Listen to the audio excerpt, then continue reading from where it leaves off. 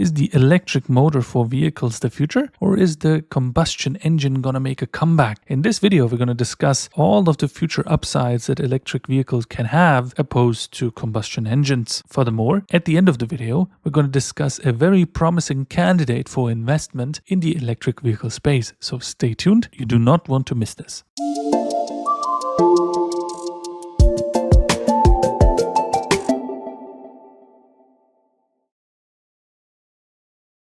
Now, there's many opposing voices emerging since the range of electric vehicles isn't so stunning and you don't have a lot of mileage because your mileage mainly depends on the weather conditions due to the lithium-ion battery not being really efficient when you are getting colder temperatures, for instance. And we now want to explore what could happen that the electric vehicle might even be the future, and the revival of the combustion engine is just a temporary setback for electronic vehicles. Now, full disclosure first, I do own a diesel motor car. However, we want to make this video as fair as possible because I can feel that this video might be controversial to some. So let's get into the first thing. What about the raw materials for electric vehicles?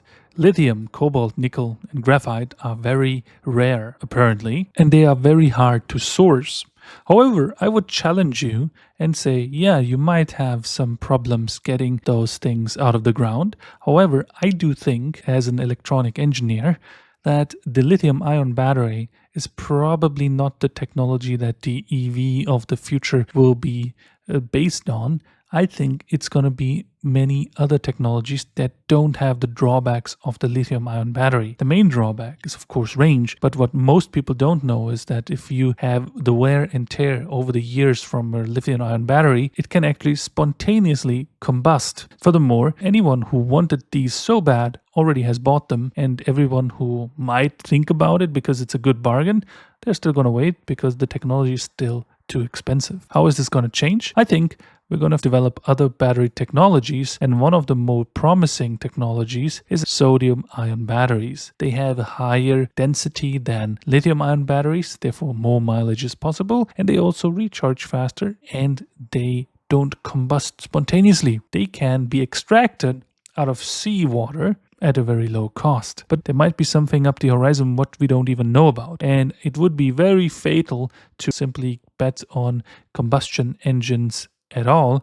since the resources for that are also not really abundant. In the US, we tend to source new oil fields around every 5 or 6 years, and at this chart you can see that every time you find the newest oil fields, you need more oil at a faster pace, and most of the time these oil fields don't have as much. So at some point, all of these sources are going to dry up and you're not going to find any oil anymore. What do? The oil price will probably go up. Now, you could say that the combustion engine motor could be designed in a much more efficient way, and therefore efficiency should lessen the demand. I would say it's quite the opposite. If you think about the 70s, cars there did combust much more oil, and now we have very efficient cars with, for instance, Mazda even having the most efficient diesel motors to date. However, more efficiency, historically speaking, led to more demand. Not everybody owned a car back then. Now everybody owns a car. I would even claim more efficiency leads to lesser costs and therefore more demand. And if there is less supply and more demand present, price is going to go up. And in this way, oil prices are probably going to rise over time.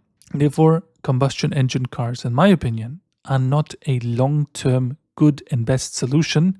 However, they are a good bridging technology because we don't have any alternative at the moment, and I wouldn't claim that lithium-ion batteries are actually the alternative to that. It's a new technology that we don't have yet, and therefore we should use the bridging technologies until a new battery technology. So I think my opinion in here is clear that they are going to be the future. I would even compare them to the 1995 internet. Even though the internet was revolutionary for cultural perspectives, I think our culture is also ingrained very much into mobility, and electric vehicles could really shaken this up if they provide a better and cheaper alternative, which is currently not the case. Now you could also say, well, how do I charge those cars? There's some countries that don't have the infrastructure to really get going. If the demand is high and the cultural shift is happening, you can see a better infrastructure built in no time because the culture simply demands it. So we shouldn't think about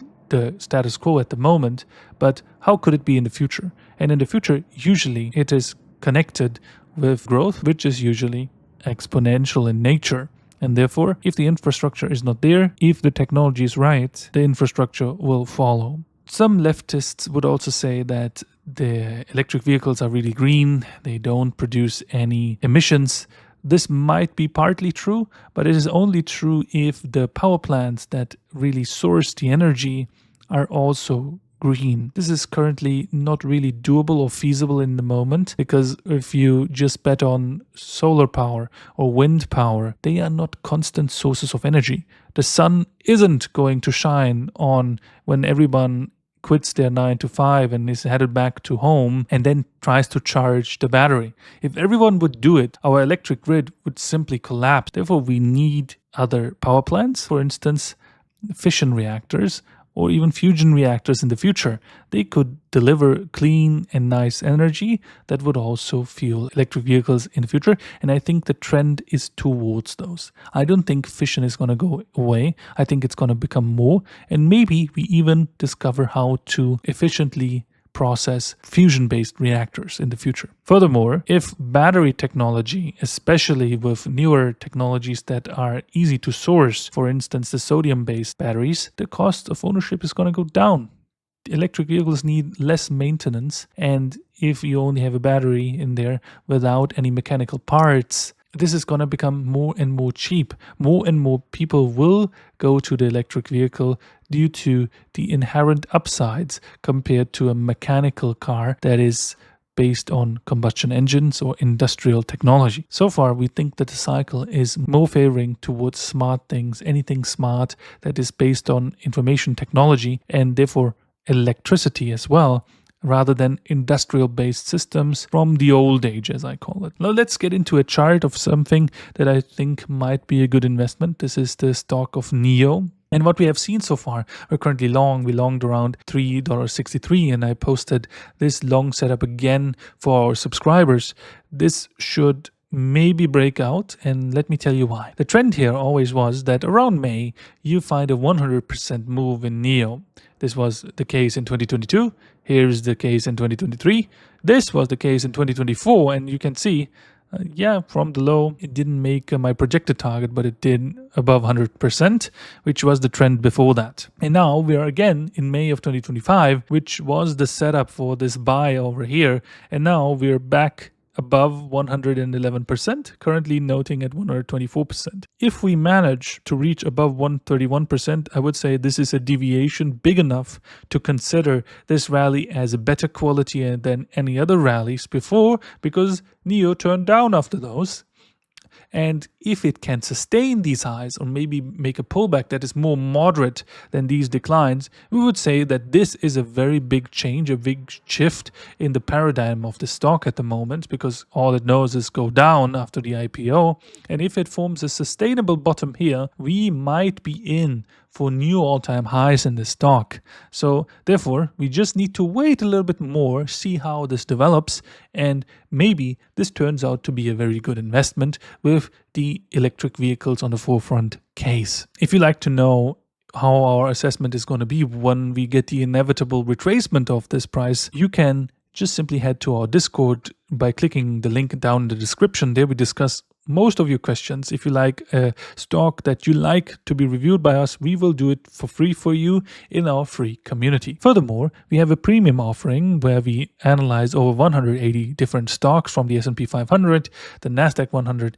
Then we also do analyze Bitcoin, Ethereum, altcoins, and precious metals like palladium, platinum, gold, silver, and their respective mining stocks. Therefore, if you want to stay informed and be on the forefront of huge gains, because this is what we do best, you simply don't want to miss out on our research. I will be very happy to greet you in the Discord. Hopefully you join. and let's meet up there. This is Patrick with Bloombridge Capital. Until next time, goodbye.